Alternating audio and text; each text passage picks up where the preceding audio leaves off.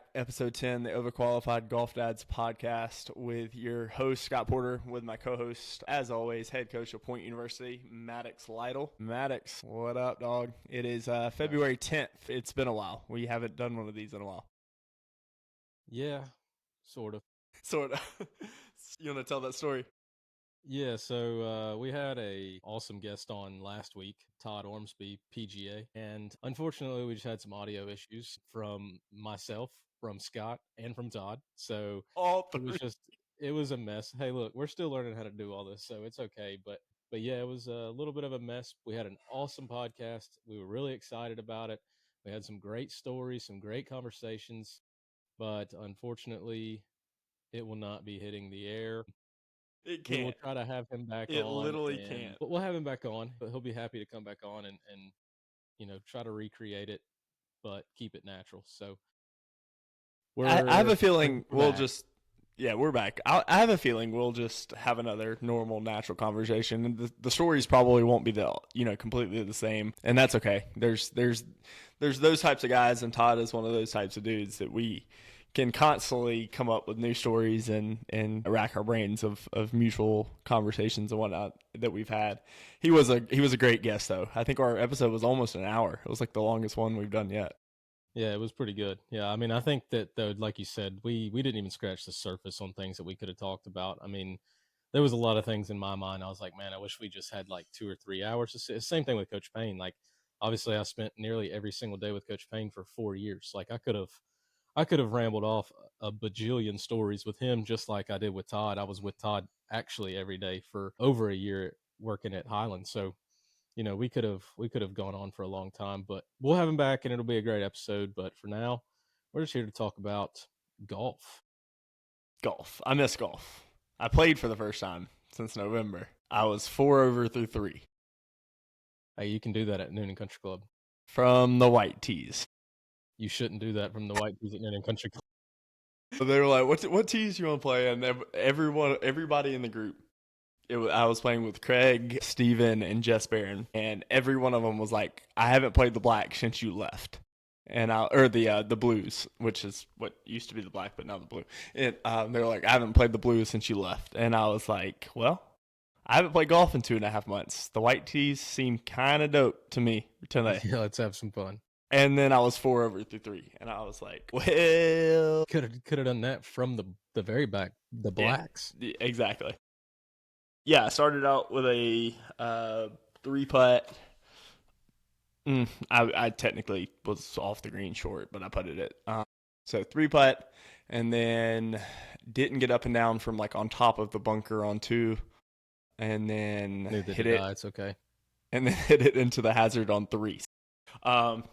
And I did recover and shot 77, so played the rest of the day 1 over par. After that horrendous start, I made a birdie on 4, bounced back. But anywho, we came home immediately in classic Club Junkie fashion and changed grips on all of my clubs. So now I am officially Team Jumbo Max, Bryson DeChambeau, shout out. No, I didn't do it. I didn't do it because of Bryson. I did it because I am a little wimp and I was having a lot of wrist pain. And I have not had a single thing of wrist pain since I went to him. So yeah, Duncan got him. He ordered one and put it on his 6-iron, but he got like the heavy one, and then he just ordered the rest, or the rest of them came in, but he went back to like the jumbo, but the lighter. Yeah, and that's what I put on. Swinging the lighter one, which I didn't really swing it, I just kind of felt it today, but I swung the one with the heavy one, and it felt like I couldn't get the club head to the ground. And then feeling the lighter one, it felt normal. And I have pretty large hands, as does Duncan, and I'm guessing as do you. And so it feels not that bad. It just feels like you're holding a baseball bat, but it feels not that bad. So I may dabble a little bit into it myself, maybe put it on the driver. So I went to the range today for the first time with them, and I will say the ball flight, the ball does not curve. It didn't really draw, which I have a tendency to, especially in my range sessions early on, get a little flippy and hit some big draws. That didn't happen at all. The one thing, and it's hard to tell at Pebblebrook's range here in Greenbrier because there's no grass, right? Like all the grass has been hit off of the Bermuda tee, so it's just essentially dirt. It's kind of packed down, but they don't have mats, so there's nothing wrong with it. My divots look nice, but 50% of the shots, dude, just sod laid over the ball. I've got Um, my dispersion, the full swing, and all I hit a couple drivers because I wanted to see what the grip felt like. It felt really good with driver. I bombed like 3 in a row, and I was like, okay, it works with that. It worked with a 7-wood. But dude, wedges are gonna take some work to get. Yeah, I don't know. It's something to do with the attack angle. Dude, I was flubbing like just normal stock wedge shots. I was like, this isn't good. But yeah, so I'm using the extra large, the same ones as Duncan. I think I'm supposed to be in the large according to like their grip fitter on their website based on like your glove size and whatnot. I wear a cadet extra large, so fat hands and then a little bit shorter fingers, but still big enough for the large size. And then the PGA, I was just impatient, and the PGA Superstore didn't have the large. They only had the XL. Went with those, bought out 2 of the stores, bought out the one here in Nashville, bought out one of the ones in Atlanta. Ended up with 15 grips just because, you know me, I have a lot of clubs, and I can't not have the jumbo on my 2-iron for windy days that I might take the 2-iron out with me and whatnot. Anywho, this is me rambling about my club junkiness, but yeah, so got to get better with the wedges. Driver felt amazing. 7-iron was okay. I hit way more crisp shots with the 7-iron and the 5-iron than I did the wedges and like the 8-iron. Anything shorter, I was just really, really struggling with low point control. wasn't quite natural enough. Yeah, I don't even think it's about natural because like on the mat here, it's really hard to tell. Obviously, if you're flubbing, but they feel great. And then went to the course today for the first time, and That's what it is. I also need some grass. Some grass would be. Give it a couple months. I know you said y'all have had some not great weather, but you've also had good enough weather to go outside. Yeah. But dude, we were so blessed this past week. I mean, we went from like I thought Alaska was here to visit to we got our first fall spring. I mean, I was in shorts all week. I went fishing yesterday. I don't like harding with one of my buddies, and it was like, we're going 40 miles an hour on a boat, and I had on short sleeves. So that's when it's still, it's pretty warm. I was like, dude, this is great. Now, of course, tomorrow is going to be colder, and then I think it cranks back up a little bit, but I took a I'm so ready screenshot. for hot weather. I took a screenshot to show you. This is supposed to be next Monday, Tuesday, and Wednesday. So a week from today. Low of 16, high of 31. Tuesday, low of 23, high of 43. And Wednesday, 60% chance of rain with a low of 19 and a high of 46. Yeah, that's not fun. No, it is not. And so, yeah. Super Bowl was yesterday. Yeah, it was. Shane Gillis's Eagles.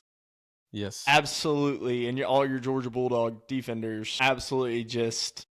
I mean, it was the best thing I've watched. I'm not an Eagles fan by any stretch of the imagination. I was cheering for the Commanders 2 weeks ago when they played in the NFC Championship. But at the same time, I think we were all Eagles fans. At least I was a big-time Eagles fan yesterday. I don't like Patrick Mahomes and the Chiefs. And I don't like Travis Kelce. And I don't like Travis Kelce's girlfriend. And oh, dude, did you see she got booed? Yeah, I did see that. I thought that was hysterical, actually. And she was like, what's going on? Yeah, I don't know. But the football was great. It was a bludgeoning. Jalen Hurts did his thing. Devontae Smith caught a touchdown. Thank you for that. I don't know. Saquon got shut down, though. Which was crazy. That was my only Super Bowl play, too. I had Saquon first TD, and that in hindsight, why I didn't have Jalen Hurts first TD for plus whatever it was. And then I had Saquon for 2 touchdowns. Tough. Thankfully, they were both free promotional plays, and both of them for about $5. Anywho, going to the golf, we had the Waste Management Open. We did have kind of a runaway with it. I think I know he had the 54-hole lead, but he might have had the 36-hole lead as well. I don't recall the 36-hole lead. But either way, I know he started the day well ahead. Thomas Dietrich, the first the first guy from Belgium. What is the citizens of Belgium? What is their name? Belgians. I don't know. Belgian, the first Belgian guy to win on the PGA Tour. Super sweet swing. Absolutely, just it's not really a move that gets taught a whole lot anymore. It's a very. I refuse to use the term one plane swing, but like there's not a whole lot of like shallowing action or changing your crazy change of direction in that golf swing. It's a up and down. Yeah, it reminds me a lot of like Keith Mitchell's move. Like just not a whole lot can go wrong with it. Yeah. So this is off the top. Okay. This is just a question that came up in my head, and I think it'll be a good talking point. This year already, we've had 2 winners that are not regular winners. It's Thomas Dietrich, and then who was it that won a few weeks ago that was like abnormal? Maybe Sepp Straka or something. I know he's a good player. Sepp did win. Yeah, Sepp won. Yeah, but he's not like a guy that you think about all the time. Okay. Here's my question, and it brings up the great debate, sort of. Do you think that actually, like, Live Golf has taken quite a few of the superstars, and across Live Golf, they really don't recruit many guys that aren't superstars, other than some of the younger guys, maybe some of the older guys that are washed, but I would almost say that they've opened up doors for the PGA Tour for more guys to have a chance to win, in my opinion. Sure. Do you see the stance there? Yeah, I think there's a couple things. To break down in that. I think number one, it kind of goes against what I thought would happen with to be fair, the Waste Management, I think this was the last year before it's a signature event, or if it was a signature event, they still had the Monday Q, but this was the last year of the Monday Q. Shout out to the guy that Monday Q'd in, by the way. He Monday Q'd in and then top 10 in the very last Monday Q of the Waste Management season. Hold on, let me get his name because I do not have it off the top of my head. Yeah, Will Chandler. And then the craziest thing about Will Chandler, real quick, Will Chandler ended up beating Scotty Scheffler on Sunday 66-72. So with that being said, though, I think back to your question on Live Golf, they haven't gotten anybody in a while. So I think one of the things about that statement is like, if it is that just, I think it says more with the PGA Tour guys not stepping up outside of Scotty Scheffler and winning more. I mean, Rory just won last week at Pebble, but at the same time, I think that, it has been quite a while since there was this mass exodus on the PGA Tour since your Dustin Johnson left and, Joaquin Neiman and some, Cameron Smith, some of the more marquee guys and players. With that being said, at the same time, though, that's been a while. That's been a good while back. So I just think the PGA Tour is really deep from top to bottom. I think any of those guys can win any given day. But let's not forget there was a dude that won like 8 or 9 times last year, and he just hasn't gotten into form yet. No, I don't disagree. I was just thinking and again, it was just kind of off the top of my head. It's not every day you see, especially something like the Waste Management. Generally you have guys that have been on tour a while. They understand that environment. They're good in that environment. And that's the guys that generally step up and win a tournament like that. Right. Mm-hmm. And I just think I think it's a good thing. Like I said, I don't find any negative towards it. I mean, I have mixed emotions with Live Golf, but I think for the most part, I'm not like against Live, like as a whole. Oh, that's okay. Show the puppy. Oh yeah. Hooch. Show the puppy. Hooch is just interested. He wants to be the life of the party here. Yeah. So if for those audio listeners, Maddox has his. How old is Hooch now? He's about 20-ish weeks. I don't know, like 4 or 5 months old. Full on just demon status, getting into everything. Yeah, as he lays down on my lap and just doesn't. But yeah, he does like get into the trash and likes to eat things he's not supposed to eat. But overall, great dog. Awesome dog. But anyways, like I was saying, I'm not like necessarily completely against the Live thing. So like, I know a lot of folks have their opinions on the Saudi money and this and that, whatever. But at the end of the day, I think it's a neat way for golf to be performed. I mean, heck, they just played a tournament at night. Thought that was pretty neat. The team thing, a little bit cheesy, sure. But again, I think for the PGA Tour itself, I just see a lot more I feel like it's opened up doors for a lot more guys to get in, especially with the new way that they're doing the tour. No Monday qualifiers, top what is it, top 120 or something, are the only guys that can really compete. Like I'm big time against that, because I think that, Monday Qs are super cool. There's a lot of guys that have performed after getting in on a Monday, and a lot of guys that's probably changed their lives from getting in on a Monday. But, I don't know. Just a quick thought, and I don't want to ramble on it too much, but just think it's neat, or somewhat coincidental maybe, that, outside of Scotty Scheffler basically just taking everything from everybody last year, sorry, thought he was peeing, but he was just chewing on something. That's fine, buddy. I think the tour misses a few of the live guys. I think they miss the guys that were consistently in the top 10, top 20. And then the big names, I think they miss Bryson. I think they miss Brooks. I think they miss Joaquim Neiman and the Latin American guys, Mito. Those are guys with serious firepower, like serious firepower. Yes and no. I think the issue with Rahm is like the way Rahm left now, it's so sour. Rahm has a more sour taste because he went after. It's like he almost was like, okay, I know y'all are getting back together. You know what I'm saying? Like, but yeah, he knew it was like the deal was coming where he was. Yeah, Rahm just play both. And then he's just so whiny about it. I've loved Jon Rahm. Don't get me wrong. Like, I really, really like Jon Rahm. But ever since he went to live, he's just been super whiny about the situation. And, like, I don't know. Well, what's funny about that is I used to not like Jon Rahm, because when he was young on tour, he was not a good example for kids. Like, I'll be the first to admit that I've not always had a great attitude on the golf course, and I still have my temper tantrums, but I'm not playing in front of the world. And at the end of the day, I know how bad it looked when I was a kid, and now I can't stand it for kids to act that way. And like I tell my team, like, I want them to be not like me in that aspect, right? Like, I see how like us. They not like us. I know how much better the game can be if you have a better attitude. But he was doing it like blaming the bunkers on bad shots, or, patting down invisible spike marks on the green when he was young and missed a 4-footer when he just made a bad stroke. Like, that stuff used to drive me insane. Yeah, and then as he got older, as he matured, in the few years on tour, he got a lot better at that. He got a lot better at golf.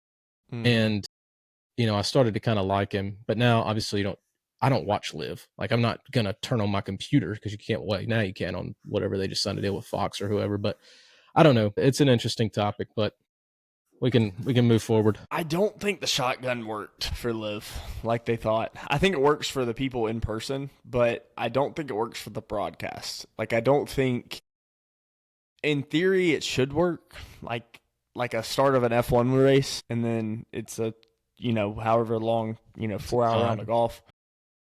It's still just like part of the tee times is the anticipation of it just ramping up and getting closer and closer and closer. And that's what's so cool about a major, is like you're counting down the days until the Masters. You're counting down the days until the Open. You're counting down the days until the U.S. Open. And then, you know what I'm saying? Like it. And the PGA Championship just happens, but. Well, I wasn't going to say it, but. It just it's just one of those things where, like, it's the nerves and the jitters and the anticipation. And when the shotguns start, where you all just get launched out there and you all start on your hole, and the leaders start, I think, 10 minutes later. So they finish, hopefully the winner of the tournament's in that last group that starts 10 minutes later, so that they finish as the last or whatever. I think just there's some quirkiness to Liv's production that I think has to get fixed. Same with TGL. I was a huge proponent and defender of TGL in the beginning. They got some stuff they got to get fixed, and some just overall quality of the product. Like, it just doesn't, they need more integration with the screen, and your visual of the user needs to know what's going on more. My problem with the TGL, let's shift gears to the TGL for a second. Everybody say hello. This is Zach Spittler, my other best friend, phoning into the podcast. Phone in. What's up, man? Go ahead. You got the mic, Zach. He said that his wife had a baby bump. I don't know if they can hear, but that is awesome. And now, Jen, all of our 100 listeners will now know that she has a baby bump. But no, that is fantastic. So Zach is the latest of our friend group, to show Zach in the camera here, to announce next week, sometime soon, we're going to know what the gender is. Yes, that's right. All right. Should know on Saturday, actually. We will know on Saturday. So I think you will have to come back on the podcast next week. This is like a real life episode of Kill Tony right now, Maddox. We're just phoning in next week, next Monday night. We're gonna know live to the audience. I'll obviously know before that, but live to the audience, we're gonna find out LPGA or PGA for the young Spittler child. All right. I'll call you back after the All right. pod. Talk to you later. Bye. I know that just embarrassed the crap out of him, and that was just super funny because he does not like getting in front of people. That's hilarious. All right, so back to the podcast. Let's talk a little bit more locally. We had the boys out. You had the boys out. I can't say we anymore. I'm not a part of the club. The boys went out to Noonan Country Club on Friday, and we had our last round. Is that correct? Yes, sort of. Yes, sort of. Yeah, sort of. Well, I mean, technically last round. So what we did was we played 3 rounds at. Wait. Hold on. First, let's talk about the TikTok. Point Men's Golf came up with their TikTok debut. Go follow them. Coach made a bogey on the page. Hey, man. To be fair, that's the only hole I played that day, and I chose to play a 210-yard par 3 with the hardest hole in the course. Yeah, but that's why I did it, because it's a good signature hole. I almost saved the video and then went and played 17 but next time we go out there, I'm showcasing 17. There you go. All right, so back to what we did. Y'all were doing a lot of like challenges and stuff on TikTok. Go ahead.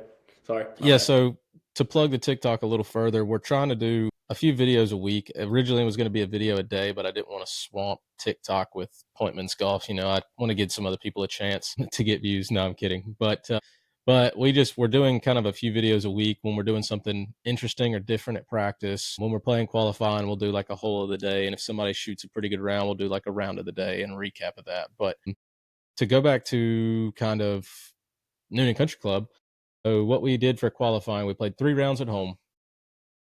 The cumulative score there after those 3 rounds got an automatic spot into our first event, which we travel next week to Kinderloo Forest, one of my favorite golf courses in the world. We're going down there to play in Dalton State's event, but like I said, the winner of that got a spot, and then the top 8 from those 3 rounds then moved on to a Monday qualifier type of round at Noonan Country Club. So I made it to where the same guy could win twice, but also, again, eliminated half of the team, so we didn't have to take up all of Noonan Country Club's tee times. But they were gracious to have us out Friday afternoon, and we actually had a pretty good battle. Through 9 holes, I think 7 of the 8 guys were separated by a total of 3 shots. So we had a guy at even, 2 guys at 1 over, 2 guys at 2 over, and then 2 guys at 3 over, or something along those lines. And then as the round progressed, a couple of guys started making bogeys, a couple of guys started making birdies. Dom actually won it at 1 under, a 1-by-1. Logan shot even. And then there was a 74, 75, and a 76, I think was like the final top 4 or whatever. But Dom was 3 over after 10 holes. And then he birdied. No, I'm sorry. He was 2 over after 10 because he made double. He also shot even on the front. And then he birdied 14, made like a 20-footer while I was watching, of course, because I was bouncing back and forth. And then I ran up to 15, watched his group come through 15. He makes a birdie there. I watched the other group for 16 and 17. I catch back up on 18, and Dom makes like a 35-footer on the last hole to win by 1. So it was a pretty good performance by him.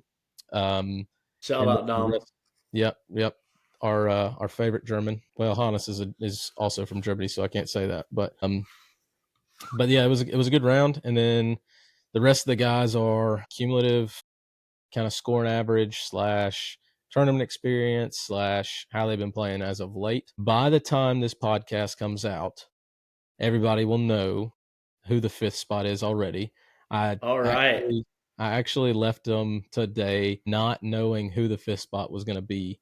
So 3rd spot, we'll just go ahead and announce. 3rd spot is going to be Oliver Druitt, kid from England, just a straight up ball striker. You can find him on our TikTok. He won the grid challenge. He missed 2 out of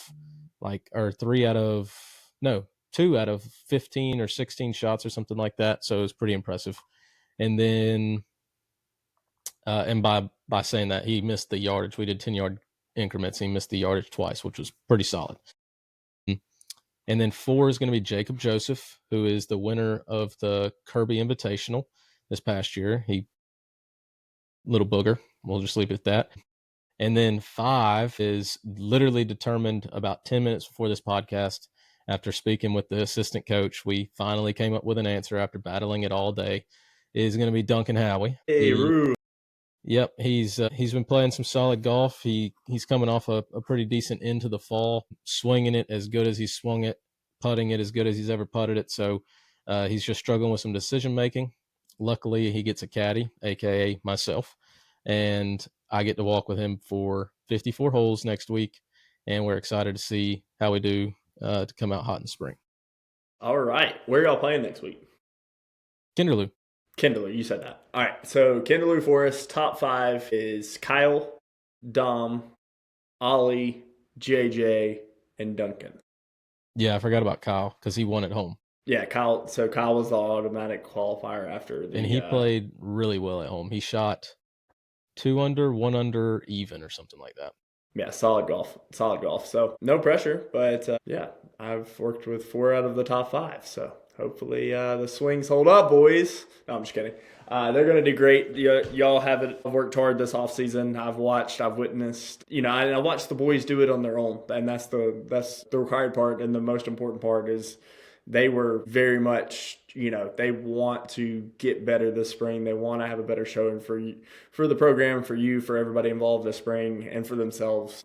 So I'm excited to see how the spring kicks off next week down at Kinderloo for y'all. And yeah, the boys, we got the man. That's a tall group of giants. You're carting down there. Yeah, I think my shortest guy is going to be Ollie, and he's about 5'10", 5'11". Yeah, I know. Trevor's the shortest on the bus, on the van.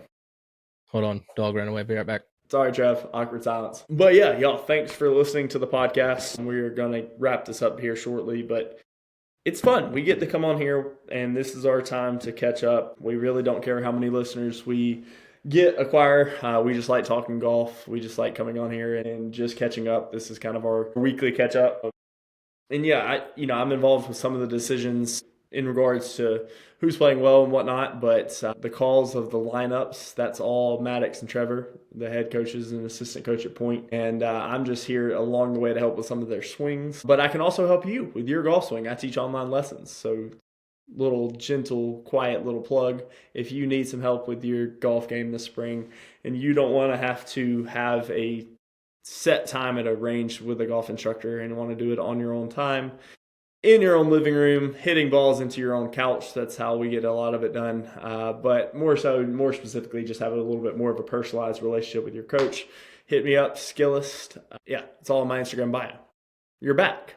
You chased down the dog. Yeah, and I have something I want to add to the pod today for a little giveaway. All right. We always need a giveaway. Yeah, here's a fun giveaway. Not that it matters to a lot of people, but hopefully most of our audience knows us and knows Point University Golf. So the hat that I'm wearing is a very, very limited hat. Legitimately only the team has it, plus myself and obviously Trevor. So I'm going to give one away because I have a few extras. There you go. And in order to get it, we will have something on our Instagram page to comment or something like that. But we're going to let it be secretive to those that made it this far. There you go. And like share with friends to listen so they can get in on the giveaway. I like that. And to couple with that, since you're donating a hat, I will donate a free video analysis of your golf swing.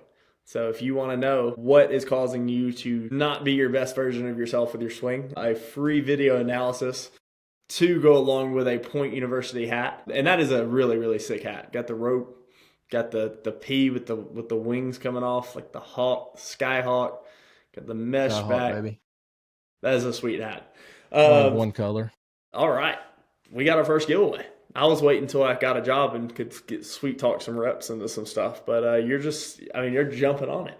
It's awesome. Yeah. So what else we got? Anything else? We gotta come up with something to do at the end. Like B-Still's got their drop zone, and then other podcasts have their flash questions. Granted, we don't have a guest tonight. No guest. This is the 1st and the 10th. We're back to the roots. If we Just the dogs, just the boys. if we could afford it like the Bible Caddy, we could do the donation thing to like. Have you heard there at the end of theirs? They all pick a player. If they finish first, they donate 1,000. Everybody else donates 1,000 to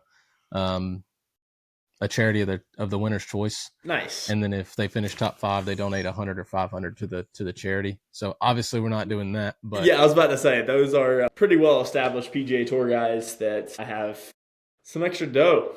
Your boys don't have the extra dough. But we can do something. We do something like that. Tiger withdrew from the Genesis. Shout out to his family going through the loss of his mom. I wasn't gonna pick Tiger anyways to win the Genesis. No. Out of the guys that are gonna be at the Genesis, let's look up the list. Let's look up the betting favorites. You want to call the Genesis? I'm taking JT. Okay. That you didn't even need to know. The betting favorites. I mean, I know he's in the field, and I know he's playing good, and I know he loves Tiger. Yeah. Maybe, I don't know. That might be too much of a thing. All right, so let's see. Notable, the favorites. I'm going to let you guess who the favorite is. Scotty Scheffler. He is the favorite. He's at plus 350. Next favorite, double that. Rory McIlroy, plus 700. A third, plus 1,400. Colin Morikawa. JT, that's your pick, plus $2,200 bills. So $100 bill gets you $2,200 bills. If you're in a legal gambling state, which Georgia is not, so we are not. I am in Tennessee. I don't have anything to plug, though. So if anybody wants to sponsor the podcast, come on. Ludwig Oberg, plus 2,200, same as JT. And Hideki Matsuyama, plus 2,200. We got some other odds. Our boy Sungjae M. Sungjae is famously the player who has a more famous caddy than him. Our friend Willie Wilcox.